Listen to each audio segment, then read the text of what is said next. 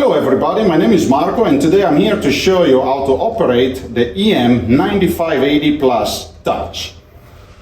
This is an amazing wheel balancer, very simple to use.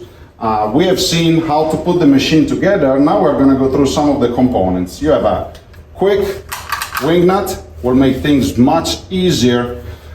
You have a set of 4 automotive cones. When possible, we always prefer to use the cone on the inside.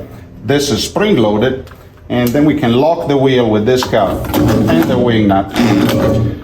When not possible, and we need to cone the wheel on the outside, we can add this ring, reverse the cone, and lock the wheel from the outside. Same system. 4 different automotive cones, a cap, weight scraper, and the weight hammer. We are going to start with a classic steel wheel where we're going to apply clip-on weights. So we select the right cone for the type of wheel, slide it on the inside, slide your wheel, balancing shaft, wing nut against, and make sure it's nice and tight against the balancing shaft. At this point, we can check on the monitor what program we would like to use. The machine starts standard on dynamic. You can at any time select what program you wish to use. When you use clip-on weights, your target will always be at 12 o'clock.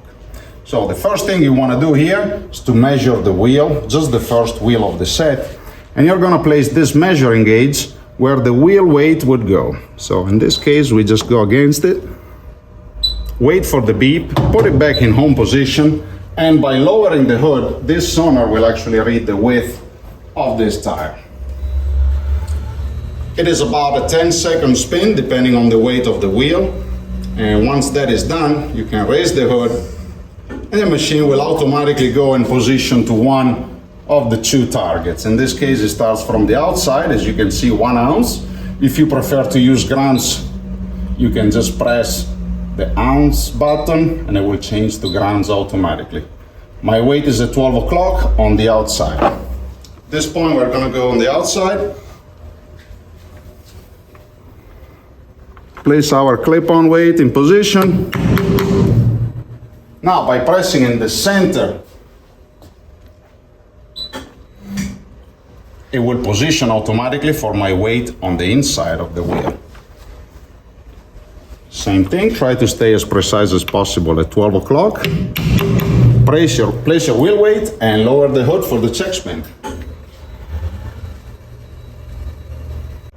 All right, next wheel is going to be an aluminum, and we're going to place tape-on weights on this to balance it. So same thing as the steel wheel. When possible, we cone it from the inside and lock it in place on the balancing shaft, nice and tight.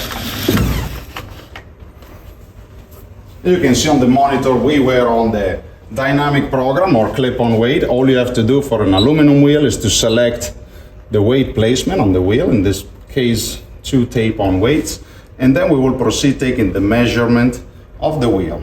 So you have to pretend that your weight, your tape-on weight, is sitting in the middle of this clip, and all we have to do is to give the 2 positions to the machine. So first position, wait for the beep, go to the next one right before the spokes, and put it back in home position. At this point, just lower the hood, and again, in less than 10 seconds, we will have the unbalance on both sides.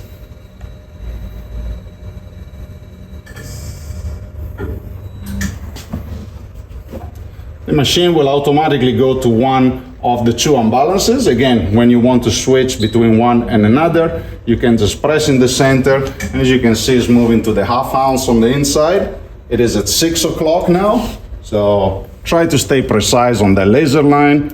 Place your wheel weight, and then again on the screen, selecting the next one, and we're going on the outside unbalance.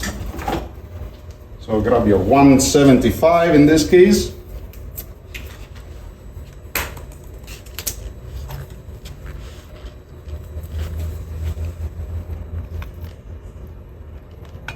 Try to stay precise in the middle of the laser line. And now you can just proceed with the check spin. So far we have seen the dynamic program where we use the 2 clip-on weights at 12 o'clock. We have seen the aluminum 1 precision program with the 2 tape-on weights. Remember, you always have the possibility also to use a clip-on weight and a tape-on weight. The clip will always be up at 12 o'clock, while the tape-on weight will always be at 6 o'clock with the laser line. So anytime you can change and browse through this program. Sometimes if you change and go way too far compared to the measurement you took, the machine just suggests you to measure the wheel again. By pressing in the center, the wheel position and locks in place for your wheel weight. At any time you can change for grams or ounces. We have several other different programs. In this case, as you can see, the machine suggests me to optimize this wheel. So ideally we would break the bead, rotate the tire inside the wheel and spin it again to see if we can save some weight. It's showing me that the brake is active on it. There is several other programs down here, which is weight management that allows me to save weight through the year. We normally use it on medium duty truck or heavier vehicle. When you work on low profile around flat, we prefer to leave it off, so we put the exact amount of weight that is required. This is for different operators, in case in the shop you have several different operators working on the same machine. We have intelligent positioning program.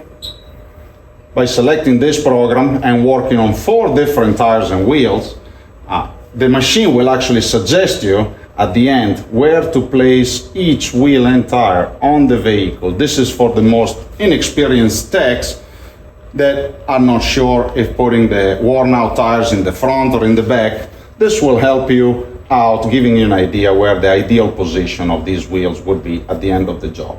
You always have an exit button over here. We have a fine reading, fine mode. This will go from 1/4 of an ounce to 1/10 of an ounce. We suggested to leave it on the 1/4 of the ounce because it's already very precise and accurate. We have also print button. This one, it's almost in every page of this program. And this is something you can actually print, actually save to a PDF pen drive. We have 2 USB ports on the side of the machine. So if you would like to give the job situation to the end user, you can just put the pen drive in the port, press this, wait a few seconds, and all your data will be transferred to it and can be then printed in the office. Exit. We go back to this. We have few programs here on the inside. This is for manually input of my dimension.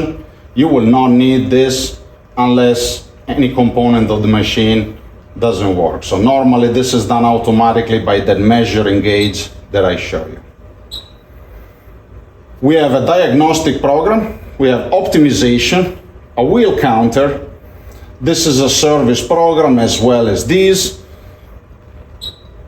We have software where we can select the language and few other statistics that you can change, but we suggest to leave it to the factory default settings because that's the way it's supposed to be.